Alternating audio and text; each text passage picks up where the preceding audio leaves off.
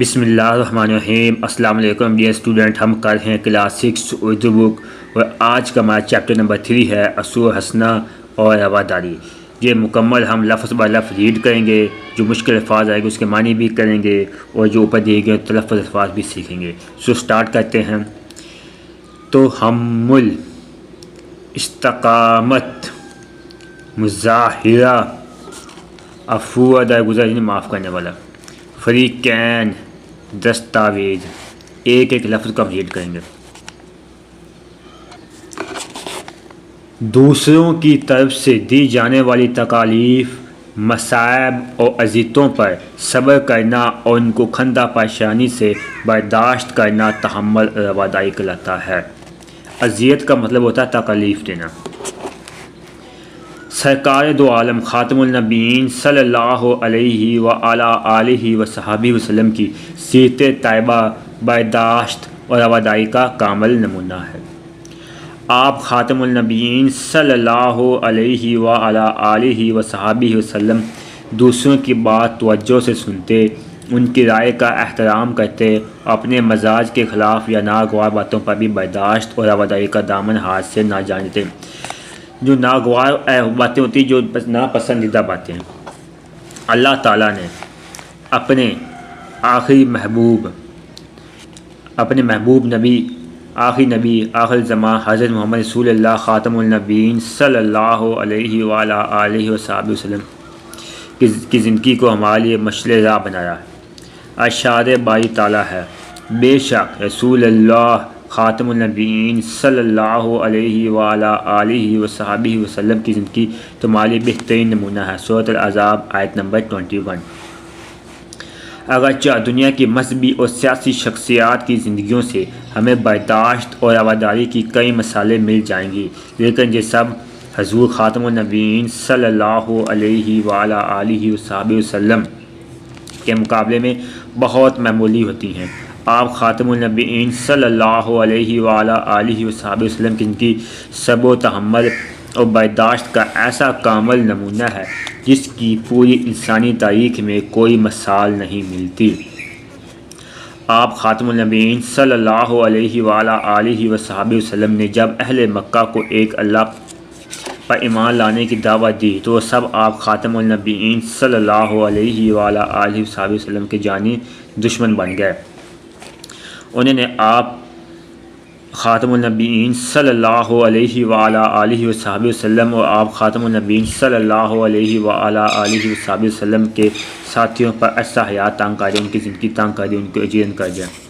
وہ ہر لمحہ آپ خاتم النبیین صلی اللہ علیہ وآلہ وصحبہ وسلم کو تکلیف پہنچانے کی کوشش کرتے۔ مکہ میں 13 برس کے قیام کے دوران میں انہوں نے آپ خاتم النبیین صلی اللہ علیہ وآلہ وصحبہ وسلم کو ایک دن بھی چین سے نہ رہنے دیا، لیکن حضور سرور کائنات خاتم النبیین صلی اللہ علیہ وآلہ وصحبہ وسلم نے ہر غم اور پریشانی کو نہایت صبر اور حوصلے سے برداشت کیا۔ شعب ابی طالب جنہیں ایک گھٹی تھی، سفر طائف اور ہجرت مدینہ جیسے واقعات کو ذہن میں رکھیں تو ہمیں معلوم ہوگا کہ ان حضور خاتم النبیین صلی اللہ علیہ وآلہ وصحبہ وسلم نے کس قدر استقامت کا مظاہرہ کیا۔ آپ خاتم النبیین صلی اللہ علیہ وآلہ وصحبہ وسلم کی زندگی تمام مصائب و آلام آفات سے عبارت رہی، مگر آپ خاتم النبیین صلی اللہ علیہ وآلہ وصحبہ وسلم نے کسی بھی موقع پر صبر کا دامن ہاتھ سے نہ جانے دیا، اور ان اللہ مع الصابرین کی عملی تصویر پیش کی۔ آپ خاتم النبیین صلی اللہ علیہ وآلہ وصحبہ وسلم نے نہ صرف مصیبتوں پر صبر کیا بلکہ ان لوگوں کو بھی معاف کر دیا جنہوں نے آپ خاتم النبیین صلی اللہ علیہ وآلہ وصحبہ وسلم کو بے پناہ تکلیفیں پہنچائیں۔ ذرا تصور کیجئے کہ مکہ فتح ہو چکا ہے، صحابہ کرام رضی اللہ عنہ شمع رسالت حضور خاتم النبیین صلی اللہ علیہ وآلہ وصحبہ وسلم کے گرد پروانوں کی طرح جمع ہیں۔ مکے کے بڑے بڑے سردار سر جھکائے کھڑے ہیں اور دل ہی دل میں اپنے کیے گئے مظالم کے بدلے کا سوچ کر کانپ رہے ہیں۔ وہ ڈر رہے ہیں کہ جو کچھ انہوں نے حضور خاتم النبیین صلی اللہ علیہ وآلہ وصحبہ وسلم کے ساتھ کیا، آج سزا کے طور پر ان کے ساتھ جانے کیا سلوک ہو۔ ان لوگوں میں آپ خاتم نبی صلی اللہ علیہ وآلہ وسلم کے راستے میں کانٹے بچھانے والے بھی تھے۔ آپ خاتم النبیین صلی اللہ علیہ وآلہ وسلم پر پتھر مارنے والے بھی، اور وہ بھی جنہوں نے غزوہ احد میں آپ خاتم النبیین صلی اللہ علیہ وآلہ وسلم کو لہو لہان کیا۔ آپ خاتم النبیین صلی اللہ علیہ وآلہ وسلم پر قاتلانہ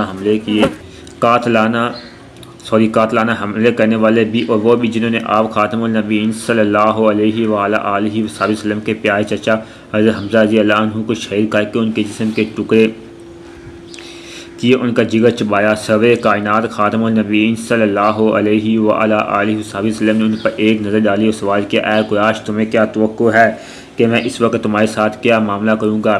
تو انہیں جواب دیا، ہم آپ خاتم النبیین صلی اللہ علیہ وآلہ وسلم سے اچھی امیدیں رکھتے ہیں۔ آپ خاتم النبیین صلی اللہ علیہ وآلہ وسلم کریم النفس و شریف بھائی ہیں اور کریم و شریف بھائی کے بیٹے ہیں۔ آپ خاتم النبیین صلی اللہ علیہ وآلہ وسلم نے ارشاد فرمایا، میں تم سے وہی کہتا ہوں جو حضرت یوسف علیہ السلام نے بھائیوں سے کہا تھا کہ آج تم پر کچھ ملامہ نہیں، جاؤ تم سب آزاد ہو۔ سنن الکبریٰ یہ حدیث ہے۔ افود گزر اور حلم کی اس سے بہتر مثال پوری انسانی تاریخ میں نہیں ملتی۔ مدینہ منورہ میں بھی آپ صلی اللہ علیہ وسلم نے اخوت و بھائی چارے کی بنیاد پر ایسا معاشرہ قائم کیا جہاں مسلمانوں اور غیر مسلموں کے ساتھ معاشرتی سطح پر مساویانہ سلوک کیا جاتا۔ میثاق مدینہ وہ معاہدہ تھا جس کے ذریعے سے حضور خاتم النبیین صلی اللہ علیہ وآلہ وسلم نے مدینہ کے مختلف قبائل کو یکجا کر کے پورے امن معاشرے کی بنیاد رکھی۔ میثاق مدینہ سے مذہبی رواداری اور امن و امان کو فروغ ملا۔ یہ معاہدہ بین مذہبی ہم آہنگی کی بنیاد بنا۔ اس معاہدے کے تحت فریقین کو مذہبی آزادی حاصل تھی۔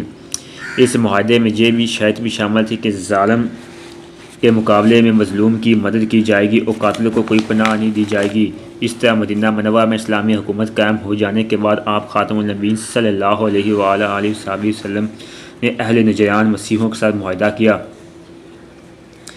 جو کہ نہایت جامع معاہدہ ہونے کے ساتھ اسلامی ریاست میں غیر مسلموں کے ساتھ سیاسی، مذہبی، معاشی اور قانونی حقوق کی ایک مکمل دستاویز ہے، جس نے غیر مسلم اقلیتوں کی حقوق کے تحفظ کی ضمانت فراہم کی۔ اس طرح صلح حدیبیہ کے موقع پر بھی آپ خاتم النبیین صلی اللہ علیہ وآلہ وسلم نے کفار مکہ کی جانب سے مسلمانوں کو پہنچائی گئی تکالیف کے باوجود حد درجہ نرمی اور لچک کا مظاہرہ کرتے ہوئے ان کو بہت سی شرائط کو تسلیم کر لیا۔ اس معاہدے کے چند اہم نکات درج ذیل ہیں۔ فریقین کے درمیان 10 سال تک جنگ نہیں ہوگی۔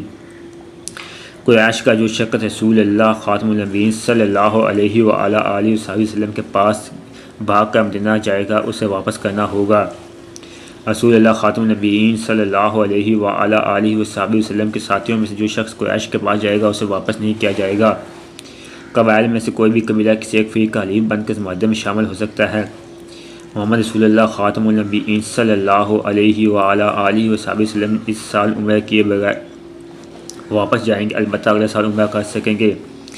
اس معاہدے کو قریش نے اپنی فتح سمجھا اور مسلمانوں میں ایک طرح کی مایوسی پھیل گئی، لیکن صلح حدیبیہ کے بعد مدینہ منورہ جاتے ہوئے راستے میں فتح اور نصرت کی نوید لے کر سورۃ فتح نازل ہوئی اور بعد میں سب نے دیکھ لیا کہ اس معاہدے کے برکت سے اسلام کو ایک عظیم تحریک پر دین کے طور پر تسلیم کیا گیا۔ ہمیں چاہیے کہ ہم قرآن و سنت کی تعلیمات پر عمل پیرا ہوں تاکہ ہمارے معاشرے سے بد امنی، لاقانونی اور عدم برداشت کا خاتمہ ہو سکے۔ یہ ہم نے لفظ بہ لفظ ریڈ کیا ہے۔ نیکسٹ ویڈیو میں ہم اس کی ایکسرسائز کریں گے۔